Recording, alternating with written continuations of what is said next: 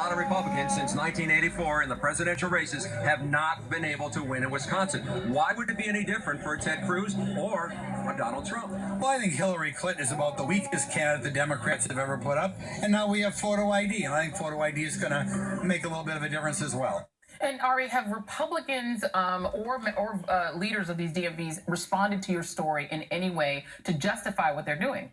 Well, Governor Walker was asked about this by the Milwaukee Journal Sentinel, and he said that A, he is investigating, and B, has the full tape been released? So he seemed to be questioning the motives of the people that released the tape. I have listened to all of these recordings at the DMV. They do not reflect well on Scott Walker and his administration. They passed this law not to crack down on voter fraud because there wasn't a single case of voter impersonation that Wisconsin presented in court. This was all about giving Republicans an advantage in elections, disenfranchising college students, African Americans, and low-income individuals who tend to vote for Democratic candidates. Yeah, Exactly. absolutely. Ari, stay with us. I want to bring in our panel. Back with me is Joan Walsh. Joining the table, Christina Greer, professor at Fordham University and author of Black Ethnics, Race, Immigration, and the Pursuit of the American Dream. Also back with me is Michelle Bernard. And Christina, I'm going to come to you first because, when you see this in North Carolina, when you see this in Ohio, when you see this in Wisconsin, not only 3 swing states, but 3 very closely contested states. Let's go through 3 polling numbers. Wisconsin in 2012,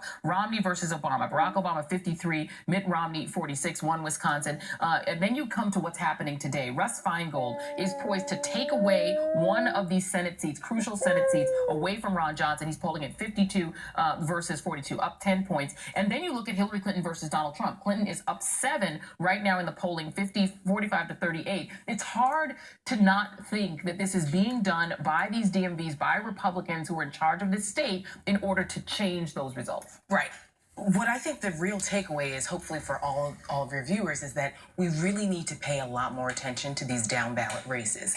The governor and the state houses across this country, are slowly but surely, this is the Koch brothers and lots of, sort of right-wing Republican money. They've been putting so much time, energy, effort, and money into changing these state houses across the country to make them Republicans, strong Republicans. So we see these numbers will probably shift, but in key states, but also in states where they're not necessarily swing states, we're seeing blue Democratic states slowly but surely getting Republican state houses, slowly but surely getting a Republican governor who may be a little bit more moderate. But when it comes to these sort of non-sexy issues, we're looking at this type of behavior, which is really frightening. So I would, ask voters to really think about not just galvanizing themselves about Trump and Clinton, but really thinking about some of these quote unquote off-year elections. Yeah. Those are more important. Because we see these people Almost, elected with very 5,000 or 6,000 voters. Yeah.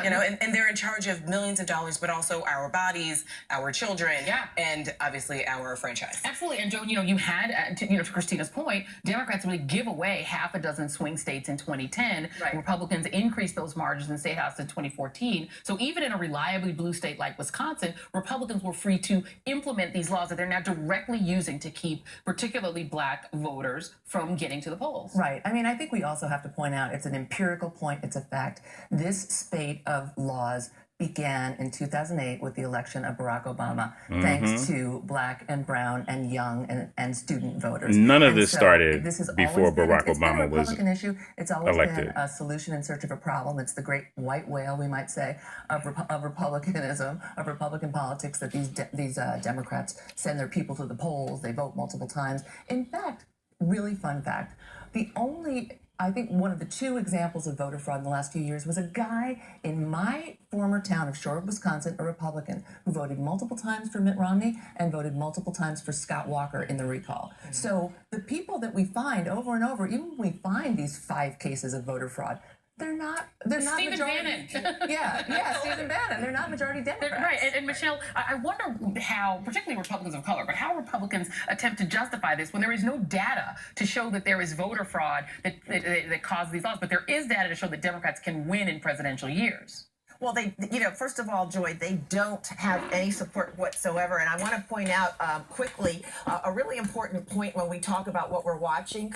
The state senator that we saw on a clip a few moments ago on the program, Glenn Grothman, I have to tell you and the viewers that it's important to remember that this is also the same individual who, in explaining his opposition to the Equal Pay Act being enacted in the state of Wisconsin, stated literally that that one could argue that money is more important to men than it is to women.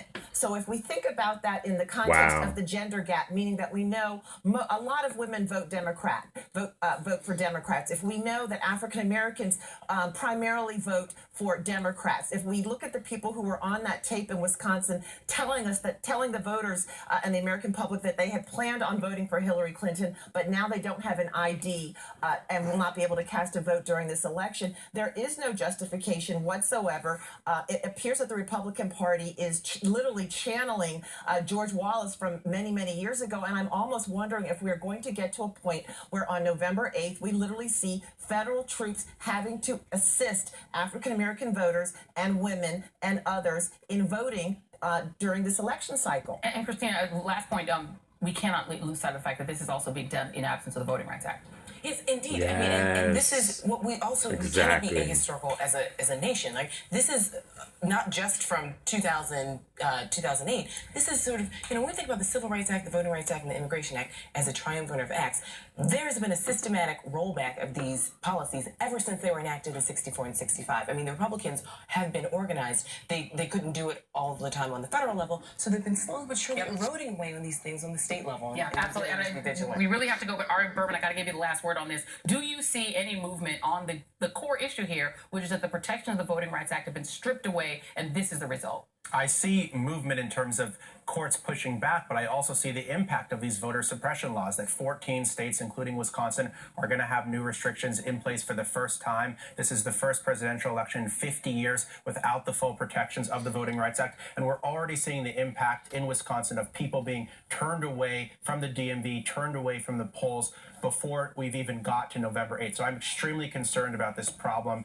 now and in the lead up to the election. But we really appreciate your reporting on this, Ari. Please keep it coming, and we'll keep you coming back, and we will try to keep our viewers updated on this. Check your registration. Make sure you have an ID. Double check, triple check that you're registered to vote. Joan Walsh and Michelle Bernard are sticking around. Thank you so much to Ari Berman, and Christina Greer. Thank you so much. Your vote actually matters, people.